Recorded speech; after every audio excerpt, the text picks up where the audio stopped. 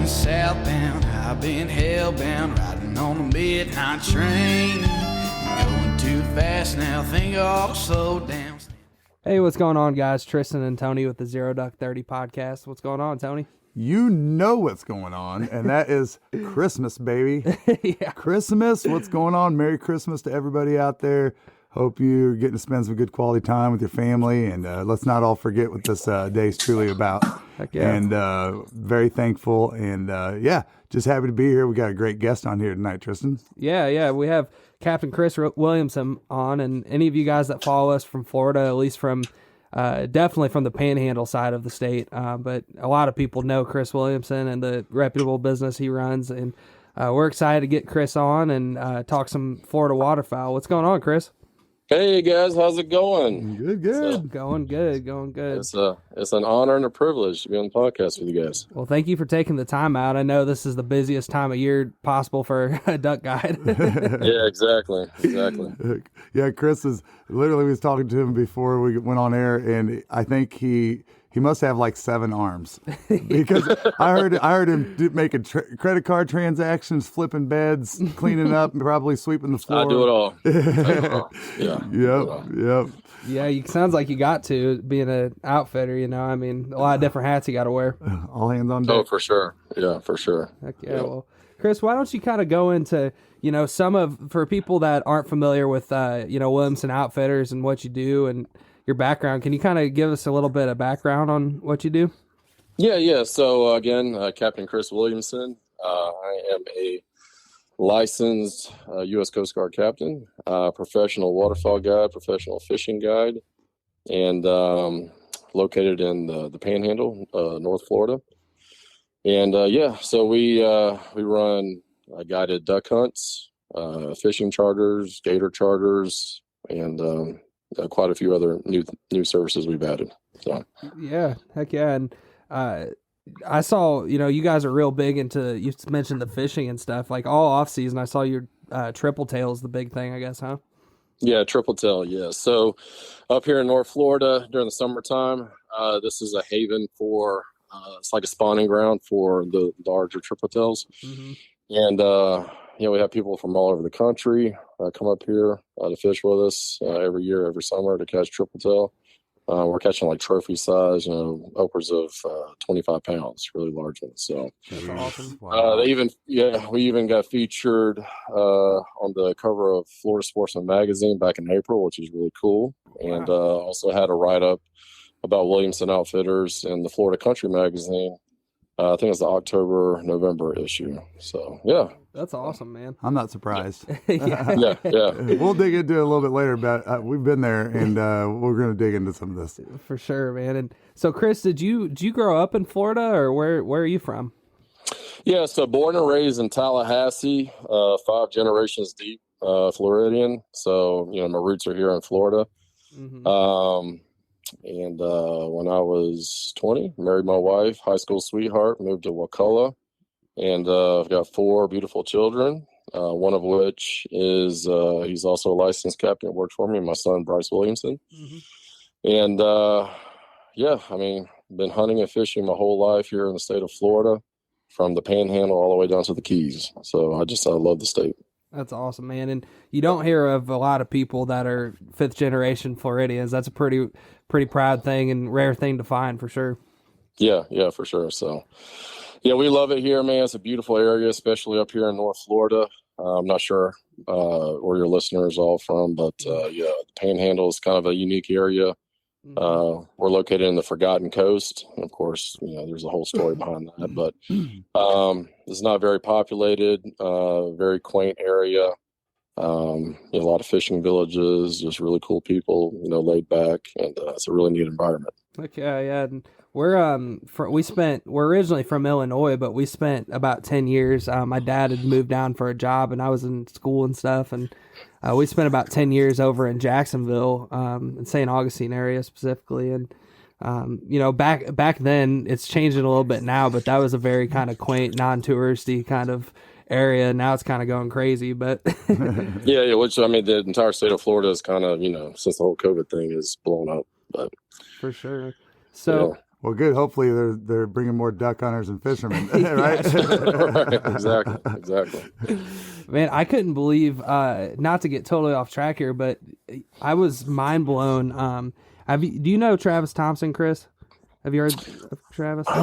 Sounds familiar, but not off the top of my head. He's big into like conservation with the state, and I think he actually runs an outfitting service now too, down in like the southeast side of the state, okay, for like puddle ducks. But he was on the podcast, and he was saying that Florida, compared to a lot of states, only brings in about $7 million a year through like the Pittman Robertson of our allocations through the hunters and fishers and all that stuff. And he was saying that so much of the state's income that benefits FWC and all of our wildlife associations and stuff comes through these taxes that are set up through tourist activities, such as like getting hotels, like a certain amount of every gallon of gas. Like it's like $400 million or something that's pumped into state agencies. Oh, wow. Wow. Pretty nuts. So yeah, when you talk about more people coming down to the state, that's another angle to look at. Yeah, that's true. Exactly. A lot more revenue for everybody. Yeah, exactly. Yeah, for sure, man. But so let's get into, when did you start Williamson Outfitters, and how long you guys been going? So Williamson Outfitters began 2019, so we're still relatively new on the scene.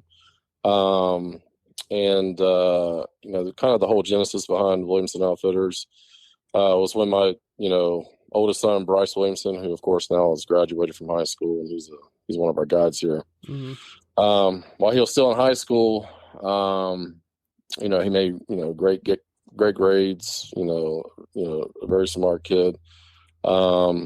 But I could tell that his passion and his heart was all into basically hunting and fishing. So, of course, I run another business in Tallahassee. I'm a HVAC contractor by trade, and I'm successful with that. So I was thinking, well, maybe I should start another business, like an outfitter business, that I can go ahead and kind of grow a clientele base and get it started for not only my oldest son but my youngest son, Barry Williamson, as well. And so, if they want to continue that passion of fishing and hunting and guiding people, that they can do that through this outlet, So that's where it started back in 2019. Small beginnings. It started with basically 3 people. It was, myself, another guide, Captain Trent Lawhon, and my son. And nice. I remember literally our very first, guided hunt. All 3 of us were on the boat with 2 customers. Nice. So they were overwhelmed with because of course we're nervous and all that kind of stuff. We're hoping for the best, and so from there, every year, we with me owning another business, service oriented business, I kind of cut my teeth on making sure we deliver great service and customer, the customer is number one, the experience is number one, the whole thing.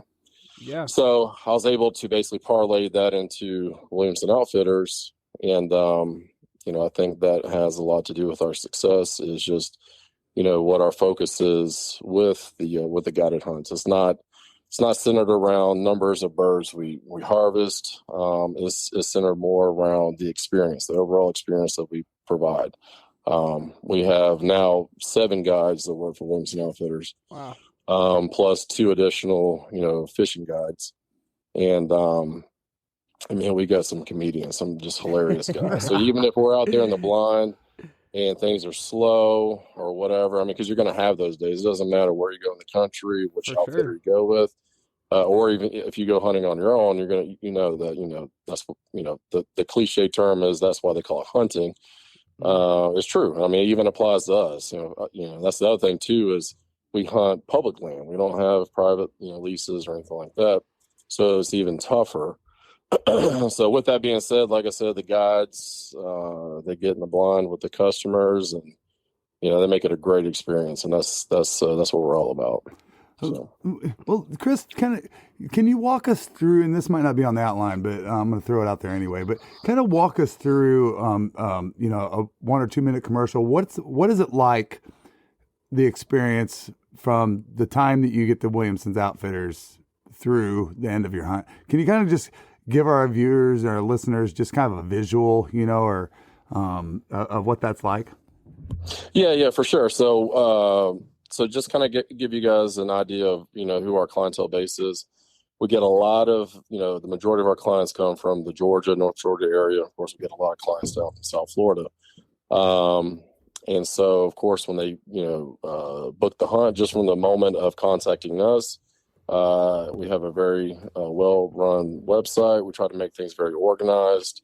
Our responsiveness is key as far as keeping in contact with the clients. And of course, no matter what questions they have, we answer all their questions.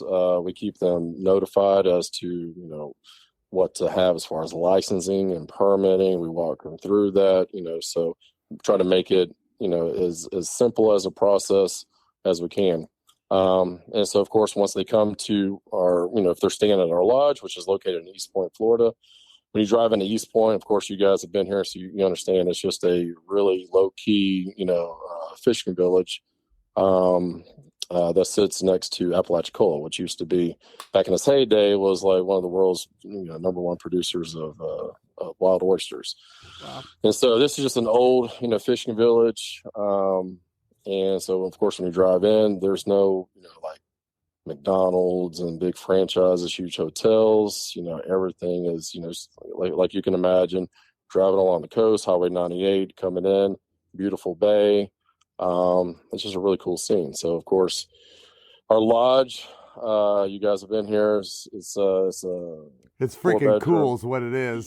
So break it down for us, Chris, because this thing is, y'all, this thing is this. You want to talk about the experience? So we have a lot of clients to stay here, and the lodge books out way before any of our hunts book out. In fact, we're booked out for the rest of the remainder of the season.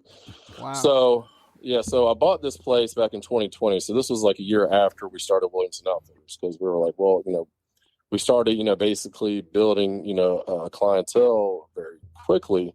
And it got to the point where, basically word of mouth, people were telling their friends. We had people wanting to come from South Carolina, Georgia, Alabama, and so on and so forth. And so, I saw the opportunity to have, lodging. As waterfowlers, we experience all kinds of extreme weather conditions. Stay bone dry and warm with Frog Togs hunting gear. You can check them out at frogtogs.com or at frogtogshunt on Instagram. Available for our clients. So anyway, long story short, found a 2-bedroom, 2-bath, basically converted into a 4-bedroom, 4-bath.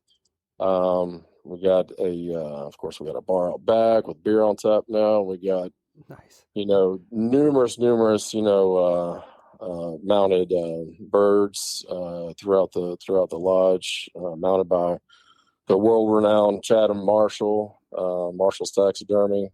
He's an Illinois State award-winning taxidermist, and it's a very cool place. Like I said, we converted into a very cool lodge. Even got a walk-in cooler now out back. Where we store the birds, especially for clients who have multi-day hunts, and even added a small little aviary in the back. We got quail in the back, live quail, bobwhites, and added a couple mallards and a ringtail in the back. So it's kind of a cool.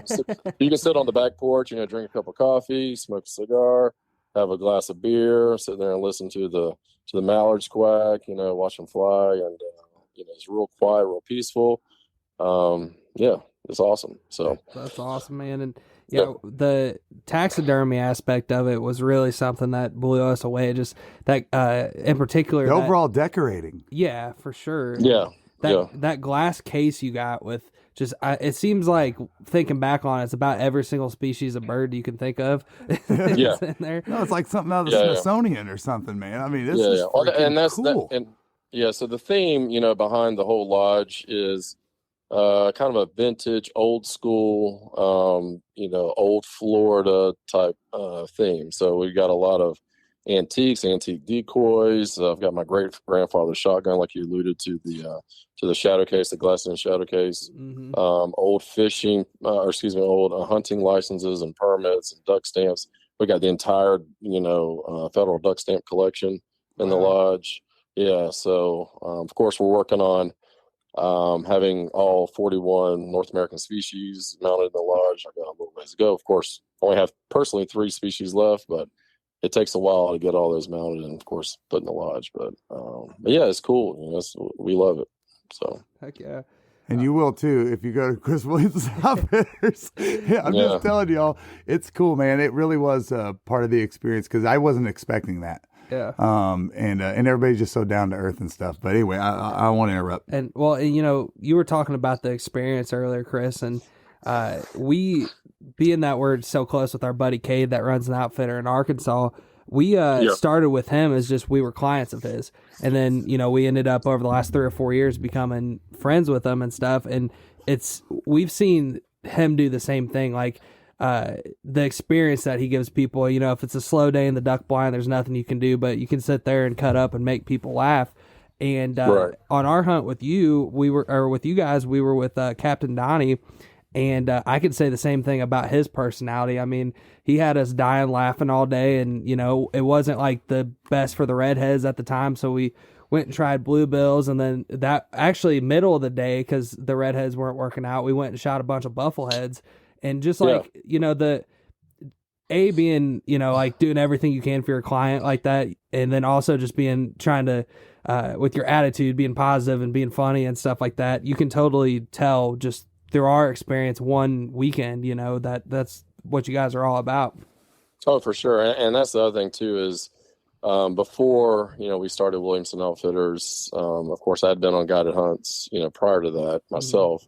But I made, you know, a conscious effort to go on, you know, several guided, you know, hunts just to kind of see what I like, what I don't like, get some really good ideas about what I would want, you know, if it were me on the other side paying for a guided duck hunt in this area. And so that's, you know, that's kind of our focus, is to, again, you know, provide a great experience, regardless of the number of ducks that are harvested. And like I said, I think that's the key to our success here. Heck yeah. And so what are some of the challenges of running a outfitting business in Florida? I mean, duck hunting, you know, wise, and I would imagine, you know, the fact that, you know, public land has got to be a huge factor. You know? Yeah. I mean, I would say 2 things. Number one, of course, being public land hunting. And that's, I mean, we face literally the same exact challenges as your listeners do if they hunt in Florida, as an outfitter, because we're all in the same territory, you know? Yeah. And then the second thing is social media. Social media, I mean, just across the board, you know, it can be a lifesaver. It can be extremely economical for your business, especially small businesses, as far as advertising, growing, marketing your company. But it's kind of a double-edged sword. I mean, there's, you know, get a lot of people on there, especially, you know, start having a little bit of success. They start, you know, creating rumors about you that aren't true and trying to say things that kind of bring you down. And the duck hunting world in general, especially in Florida, is just extremely competitive, and it can be very cutthroat. So, man, you know, so I've had this take for a couple of years now, like since we've seen public land hunting, you know, the flooded timber, Northeast Arkansas, and we've seen hunting public land in Florida, and you just said, you know, how competitive Florida is, and you know, I would say it's just as competitive. I mean, it's a different, completely different environment. It's a different ball game. Way more water, probably less birds. Like, it's just, you know, and maybe not as many hunters, I don't know, but it's just out there, it is pretty cutthroat, like you said. Yeah. And, you know, it's, of course, I'm not complaining, I'm explaining. But, you know, you get out there and, you know, we'll have guides that get set up, and, you know, and our guides get up, you know, super early, 1, 2 o'clock, to go out and secure spots that we've been scouting for weeks, you know. And then, you know, a hunt can get ruined by just somebody setting up maybe 20, 30 yards from you. And then it becomes an issue where, you know, sometimes, and, you know, this doesn't happen a lot, but, you know, occasionally we'll have to get, you know, FWC involved to basically get those guys to move to a safer location, because, you know, basically the way that the law reads is that if you've acquired a spot and you got there first and somebody sets up too close to you within basically shooting range, that's hunter harassment. So, again, that doesn't happen very often, but it can be, you know, it can be kind of a pain in the butt, you know, trying to work around that. So, But we're, like I said, that rarely happens, but it's part of public land hunting, Absolutely. Well, and Chris, kind of dive into also, if you don't mind, I mean, what birds, help people understand the environment that you guys are hunting people in, because I think that's one thing we haven't really broken down yet for people. Sure. It's a different experience altogether with what you're doing. Yeah. Like I said, we are located in, our lodge is located in East Point, Florida. We hunt an area along the coastline called Appalachia Bay. So Appalachia Bay basically runs from the Apalachicola area all the way down to Taylor County, which is like Perry, Steenhatchee, that area down there. Mm-hmm. So basically we follow the birds wherever the birds are at, and that's where we hunt. So we're hunting along the coast. 90% of the ducks that we target and that we harvest are diver ducks. So our our 3 top waterfowl that we hunt is, of course, redheads and bluebills or scops and buffleheads. That's kind of our main staple up here. Now, with that being said, since the beginning of the first split this season, we've already accounted for 21 different species that we've harvested. Goodness. Wow. Yeah, which is amazing. So, and that's the thing, like what we were talking about before we went live was, Arkansas, places like that aren't what they used to be, quote unquote. Mm-hmm. And so Florida is not really known as an area you would think of when you're traveling to go duck hunting. And we get that all the time. A lot of people are like, well, we used to go to Arkansas and didn't have a really good experience, spent, $3,000-$4,000, maybe saw 2 or 3 mallards, ducks, whatever. Man. And coming to our area is a lot closer. It's not as expensive, and you see a lot more waterfowl. And it's just a completely different environment, completely different type of hunting. A lot of our hunting is done on some of the barrier islands. We also do layout boat hunting for sea ducks. We've got scoters in the area. Yesterday I was out scouting and I saw, surf scoters, black scoters, which is, pretty cool. I mean, you don't really get to see that. A lot of people travel way up north to kill those, and they're right here in our backyard. So that's one thing we're trying to do. We're trying to develop, our outfitter, and, kind of basically, promote Florida waterfowl hunting to the, not only just the Southeast area market, but also throughout the United States. And it's working. I mean, we're getting people as far as Seattle, Washington, Wisconsin, Minnesota, wow, coming to hunt with us, flying in, and it's pretty incredible. We met some guys from the Bahamas. Yeah. Right. Yeah. So it's pretty neat. It's pretty neat. So, it's pretty cool. I was gonna, one of the questions I had to ask you was, what is, one of the most unique birds that you shot? Because my understanding of it was, and it may be this way, it's like most of the time redheads, bluebills, buffleheads, that kind of thing, mergansers or whatever. And to hear 21 species, that just absolutely blows my mind. Sounds like that's probably too much of a loaded question to dive into. Well, I can say as far as this season so far, probably the thing we weren't really anticipating seeing is so many snow geese. And I think that was kind of witnessed throughout portions of Florida this year. We had the first split. Yeah, the first split, we had a really like a cold front, major winter storm north of us that pushed a lot of birds down early. So right off the rip, I think we took 10 snow geese. Wow. And, one was like a Ross's goose, of course, a blue-faced goose, standard snow goose. It was, it's pretty incredible. So, so again, that's kind of unusual. We don't really see that every single year, but it's pretty cool. Recently, of course, it wasn't with one of our groups. Recently, somebody shot an old squaw or a long-tailed duck, which is something that you would think of if you're hunting, like the Great Lakes or somewhere up in the Northeast. But again, we get those down here too. So, there's a lot of different species in Florida. I mean, not even necessarily in our area, but in the state of Florida in general, that you wouldn't think that we would get, and we actually get those. So it's pretty neat. Yeah, that's, it's funny you bring that up about the snow geese, because just loosely from following pages like Florida Duck Hunters or whoever, on Facebook, like I just notice a lot of people posting snow geese. And I was talking to our buddy the other day, and I was like, man, it seems like people are killing a lot of snow geese in Florida, doesn't it? And he's like, yeah, it does. So it's funny you say that. You want me to fill you guys in why? Why? You want to hear it? I've got a theory behind it. What's that? All right. If you got an ant colony, right, they send out scouts. That's what these snow geese are, right? So they are starting to increase in numbers because they're scouts. They're out checking it out, because I've witnessed it in Arkansas. These snow geese just straight bum rush an area, and they take it over. Like, you go to a field and there's like, all right, there's 6 acres of geese, like side by side. So they're sending out scouts. They're hearing about how good Florida is, and y'all better keep smacking their asses, because we don't want them here. That's right. That's right. You're not welcome here, snow geese.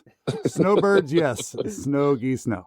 Snow geese, no. That's right. That's awesome, man. Well, you were mentioning earlier some of the things that you guys, you've grown as far as the amount of guides you have and stuff like that. But is there anything in particular? Well, before I say this, like, one thing I saw that was cool this year is you guys had a mallard opportunity somewhere in Florida, I saw, which was kind of cool. Yeah. But, what do you guys have kind of pegged? Maybe you can go into that as a segue, but like, what do you guys have pegged for new things for Williamson Outfitters that that's on your radar that you're trying to do? Do you want coffee that doesn't suck? Get the Duck. Dirty Duck coffee is made specifically for the waterfowl enthusiast. Enjoy flavors like Morning Wood, Dark Dynasty, Cinnamon Teal Snickerdoodle, and First Flight to unlock the flavor that you'll enjoy in the blind for years to come. Our friends at Dirty Duck Coffee Company are now offering all Zero Duck 30 followers a 15% discount when you use code ZeroDuck15 on your next order. Yeah, so one of the things is we're trying to acquire a second lodge. Again, like I told you before, so our lodge here books out way before our hunts do. And so, currently we're having to, send a lot of our clients to stay in local hotels, local Airbnbs, VRBOs, and what have you. So there's a lot of revenue that we're missing out on because we don't have, enough lodging. So that's one thing we're going to try to accomplish this next spring. It really kind of depends on the housing market and that sort of thing. But that's what we're looking at. The other thing too, like what you mentioned, is we've partnered up with a mallard farm up in Jackson County, which is about 2 hours north of our lodge. And so basically what it is, it's like a gun dog training facility that has live mallards that they've released. Of course, you can pay a fee to go out there. You can train your dog, or you can just simply go out there and shoot the mallards. And of course, there's other guys there, training their dogs. And it's a really cool thing, especially if you got young kids, new beginner hunters, people that don't want to, spend a whole lot of time sitting in a duck blind waiting for ducks to come. Again, this is like a guaranteed thing, and so it's pretty cool. I've done it personally. I took my kids out there. We had a blast. It was a great time. And these birds, they fly wild, and they have, the way that the farm is set up, 0% of the ducks get out into the wild, which is something that we're very conscious about. We obviously don't want the mallards to get out and mix with the model ducks and local ducks in the area. So we've got that under control, and it's a really cool thing. Well, they got towers on each end of the property, with snipers. They're just like, there's one, shoot it. No, having food source. Yeah, the food source is a key component. So they want to leave their food source. So so that's one concern we get a lot. Is of course people thinking, well, and I think this has also been an issue in the past down in South Florida as far as people releasing farm raised mallards, and of course they breed with the wild model ducks, and of course we don't want that to happen. So, but it's totally under control, and it's a great time. It's a lot of fun. That's awesome, man. That's honestly, outside of like some wood duck holes, that's about all there is up here in Atlanta, like north of Georgia, Atlanta, because there's a couple places up here that operate the same kind of business as what you just described, Chris. And we haven't been on any of them yet, but I've thought the same thing. 30 minutes from here, do something similar like that to get somebody new into duck hunting would be a cool thing. Well, one thing I wanted to bring up too before I forgot was, if y'all want to go just see, I mean, if you don't know what it's like to hunt, say, redheads or what it's like to hunt buffleheads, y'all can go on to our video that Drew did, like a self-filmed hunt out there when they were with him, and you guys will see them. They stacked them up, and they were. You hear a lot of laughing, I'll tell you that. Right. But if you want to see, if you just kind of like, what's that experience kind of look like? I think that's a good way to just kind of get a bird's eye view of kind of, the environment you're hunting and the type of fun you have. Yeah, that's a good point. Yeah, for sure. And of course, we got Instagram, we got social media, and your viewers can hop on there. We got a couple different platforms that we're on. Of course, with Instagram is Captain Chris Williamson. If you search that, you'll find me, and then also Williamson Outfitters. But yeah, we got plenty of videos, plenty of content. Of course, this time of year, because we are hunting public land, we don't post as much content for obvious reasons. But yeah, there's plenty of content. You can kind of see what we do. And again, I mean, waterfowl hunting takes up a big portion of our guide service. But outside of that, like what we talked about earlier, triple tail fishing is also, something that people love to do. It's kind of unique. It's our niche. A lot of people have triple tail on their bucket list, and so we can provide that service. Also, we do mahi fishing during, July and August, and then of course gator hunts during the fall time. So something new we also offer is flounder gating. So I don't know if you guys. Yeah, down south, there's not a whole lot of flounder gating going on, but up here, it's phenomenal. Get out there at night, especially during the summertime, beat the heat, get some flounders, some sheep's head, it's a really good time. It's a lot of fun. That's awesome, man. Yeah, think how many places you can go and just say, hey, I want to schedule 2 trips with you. Yeah. And it's going to be a gator hunt and a duck hunt, or a fishing trip and a duck hunt. And that's kind of cool thing. I mean, I imagine you work with your clients if they're working about, booking multiple trips or multiple parties and stuff like that. I mean, where else can you go get an experience like that, folks? Exactly. Cool. And in September, early teal season, we offer what's called a trifecta. So we basically, of course, you can go duck hunting. Then you can go out, same day or, the next night and go get a gator. And then during the day, go out and catch some triple tail, so you can get the best of all different worlds. Yeah. So it's a lot of fun. That's awesome. And as far as gator goes, just curious, because I know like the only gator hunt we've been on was our buddy, actually Mario Casedo. He pulled a gator tag in the St. Johns River. And is it a situation for like, how does it work as a guide service? 'Cause I know you have to pull tags on at least a lot of areas.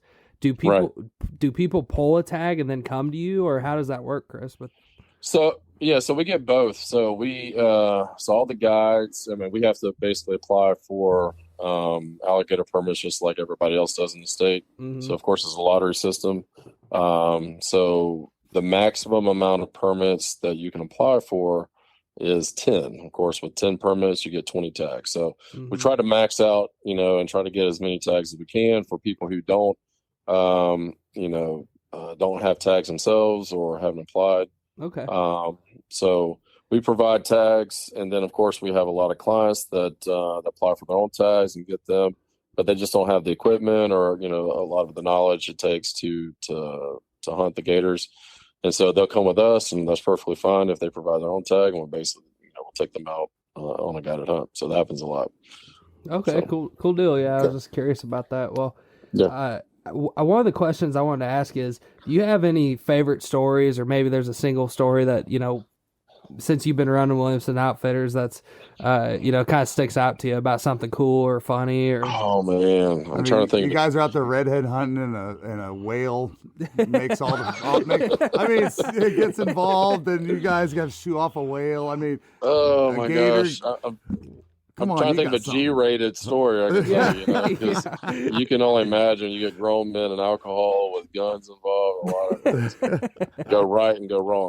So I'll tell you a quick little story. We have and I won't name names, so I'll protect these guys. So we have a group from Alabama that comes and hunts with us every year. They've been coming since the beginning of Williamson Outfitters. Great group of guys. crazy rednecks. You can only imagine. Yeah. So, you guys have seen the movie Hangover, right? You know how they go out there and they're trying to celebrate. The one guy who's getting married, and things just go completely haywire, and anything you can think of that goes wrong went wrong. Similar type scenario happened when these guys came and hunted with us. They hunted for 3 straight days. On the last night, they were like, oh, hey, we want to go out and have some fun, kind of hang loose. And all these guys are married too, by the way. Yeah. So they want to kind of hang loose and go do something fun. Well, of course, in this area, like I told you, it's a very quaint, small town, fishing village. There's not a whole lot of bars and things of that nature. So, our partners at Huntwise are offering an exclusive discount for Zero Duck 30 followers. As an elite member, some of the features you'll immediately gain access to are Huntcast, Windcast, peak kill times, property lines, owner information and phone lookup, 250 map layers, unlimited offline maps, 3D maps, social media, and on top of it all, save up to 50% off some of the top hunting brands in the industry. Download and explore the #1 hunting tool set today and save 20% by using code DUCK30. So anyway, we said, well, there's one place on the island we can take you to. And of course, it's like, they have live music, that sort of thing. So anyway, take them over there. There's a lot of details of the story. Basically, there's 4 guys in the group. 2 of the guys went home with 2 ladies and they disappeared. Okay. And granted, these guys are married. Went home with the ladies. The other 2 guys got in a fight amongst themselves because the one guy stole a watch and a hat from some other guy in the bar. So it was just a whole mess. So those 2 guys that were fighting against each other, okay, I had to load them up in my truck.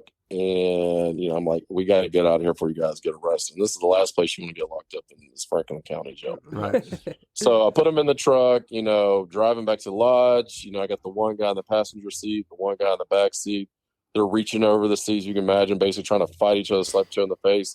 I got my one hand over just like I'm trying to, break up a kid's fight, Yeah. So I get back to the lodge and I it's late. It's probably like 1 o'clock in the morning, right? And I have another hunt, a guided hunt that I need to be on. Had to be on location like at 4:30 in the morning, but I got to get some sleep.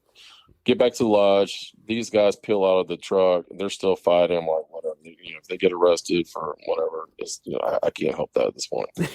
So I go to sleep in the recliner in the lodge. So I pass out. Okay.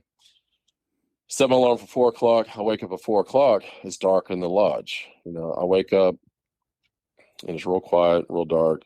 And I see my son's gun dog, Bama, right? Black Lab, sitting at my feet. Well, Bryce was supposed to be in the blind like at 2 or 3 o'clock in the morning, and he always has Bama with him. So I'm sitting there thinking, why is Bama still here? Like, this doesn't make any sense. And so I'm looking at the dog, and I'm like, man, Bama must have gained some weight, So I turned the light on and realized, of course, it's not our dog. It's not Bama. It's somebody else's dog.